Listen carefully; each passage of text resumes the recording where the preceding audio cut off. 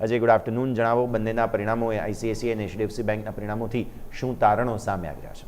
જી બિલકુલ, good afternoon. તો પહેલાં ઓવરઓલ જોઈશું બેન્કિંગ રિઝલ્ટ જે પણ આજે નંબર્સ અપડેટ જોવા મળે ને જે બાદ જો તો હેવી આપણે જોઈશું ડિઝાસ્ટર આજને જોવા મળ્યું. તો પહેલાં આપણે ઘટાડા એચડીએફસી બેંક ઇવન નંબર્સ નજર કરીએ જોઈશું. મેઇન હાઇલાઇટેડ પોઈન્ટ એ થશે અનુમાનથી નબળાયાના સાથે જે નેટ ઇન્ટરેસ્ટ માર્જિન જે એનઆઈએમ્સ આપણે વાત કરી હતા લાસ્ટ આપણે પ્રિવિયસલી એસબીઆઈ બેંકમાં બી આપણે જોયું હતું. એ બાદ જે ડિઝાસ્ટર જોવા મળ્યું હતું સેમ પરિસ્થિતિ આજે જો એચડીએફસી બેંક સાથે એક્સિસ બેંકમાં જોવા મળી. ઓલમોસ્ટ પરિણામ અનુમાનથી નબળા નફો અને જે આપણે જોઈએ તો અંદાજિત જે આવક જે આપણે જોઈએ તો 34,000 કરોડ આજુબાજુ હતું એની સામે ઓલમોસ્ટ જોઈએ તો આપણને ડાઉન સાઇડ જોવા મળી છે.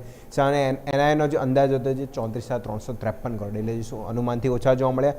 સામે માર્જિન બી નજર કરો 3.40% સામે ઘટીને 3.60% આજુબાજુ. અને જે એનઆઈએમ્સનો અત્યાર સુધી જુઓ તો લોઅર લેવલ આપણને એચડીએફસી બેંકમાં ખાસ જોવા મળી છે. કોર્પોરેટ લોનના લીધે બી જે એનઆઈએમ્સમાં સીધા 12 થી 13 બેસિસ પોઈન્ટનો ઘટાડો માર્જિનમાં એના લીધે બી ડિક્લાઇન થયો છે. ગ્રોસ એનપી નેટ એનપી બી વધ્યા છે. એ બી થોડી આપણને જો ચિંતાલાયક વસ્તુ છે. આરઓએ બી ઘટીને 1.74% આજુબાજુ રહ્યા છે. અને સામે બીજી વસ્તુ બી નજર કરીએ તો જે અસેટ ક્વોલિટી હતી એમાં પણ સીધું જો દબાણ જોવા મળ્યું. ક્રોસ એડવાન્સીસ નેટ એડવાન્સીસ તો આપણે વાત કરીએ સાથે જોઈશું. ડિપોઝિટ ક્યુ કમ્પેર કરીએ તો નંબર 7 પોઝિટિવ છે, પણ કાસા રેશિયો અને કાસાને આપણે વાત કરીએ તો ત્યાં આપણને જો તો સતત આપણને ઘટાડો જોવા મળે છે. એટલે જે ન્યૂ જે કાસા રેશિયો છે ત્યાં ખાસ કરીને જો ઇમ્પેક્ટ જોવા મળી હતી અને મેઇન જે સૌથી વધારે જે કોર ઇમ્પેક્ટ કરી છે કંપનીના એનઆઈએમ્સ એટલે નેટ ઇન્ટરેસ્ટ માર્જિન એ ઘટ્યા અને સીધી ઇમ્પેક્ટ જે અનુમાનથી નબળા પરિણામે અને ડિઝાસ્ટર આપણને જોઈશું તો એચડીએફસી બેંકમાં જોવા મળ્યું હતું.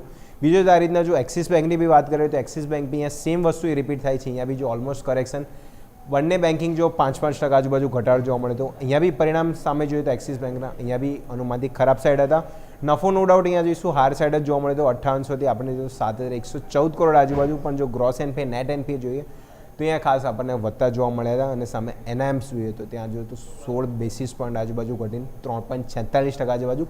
અહીંયા બી સેમ સ્ટોરી છે કે એનઆઈએમ્સ જો બંને જે લાર્જ કેપ પ્લેયરો છે ત્યાં સીધી ઇમ્પેક્ટ નેગેટિવ સાઈડ જોવા મળી. એટલે પ્રોવિઝનિંગ બીજો ખાસ ઘટ્યા. પ્રોવિઝનિંગ ઘટ્યું એટલે સીધી જે તમારે જે લોન જે ખાસ કરીને છે એમાં જે તમે પ્રોવિઝનિંગ તમારે જે એડવાન્સ તમે મૂકેલા છો એ તમે ખર્ચી રહ્યા છો તો એ બી એક નેગેટિવ ઇમ્પેક્ટ આપણને એક્સિસ બેંકમાં જોવા મળ્યો. અને FY 27 થી 28 માટે બી એ લોકો EPS અનુમાન છે કે જે 2 થી 5% આજુબાજુ જે ઘટા કરે છે તો એ બી નેગેટિવ પોઈન્ટ છે કે જે બાદ જો હેવી આજે બંને ડિઝાસ્ટર આપણને જો તો એક્સિસ બેંક અને એચડીએફસી બેંકમાં જોવા મળે. એટલે ઓલમોસ્ટ જે 4 પ્રાઇવેટ જે બેંકો હતી એમાંથી જોઈશું 3ના આપણે જોઈશું એનઆઈએમ્સ એમાં કોટક, એક્સિસ બેંક, એચડીએફસી જેમાં એનઆઈએમ્સ આપણને ઘટતા જોવા મળે.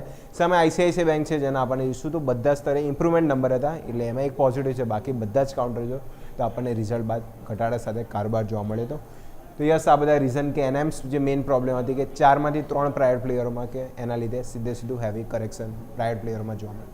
યસ તો આ છે ઓવરઓલ પરિણામો બાદનું રિએક્શન જે રાખીશું. આભાર રજય આપનો અમારા સાથે જોડાવા માટેના ડિટેલ્સ માટે.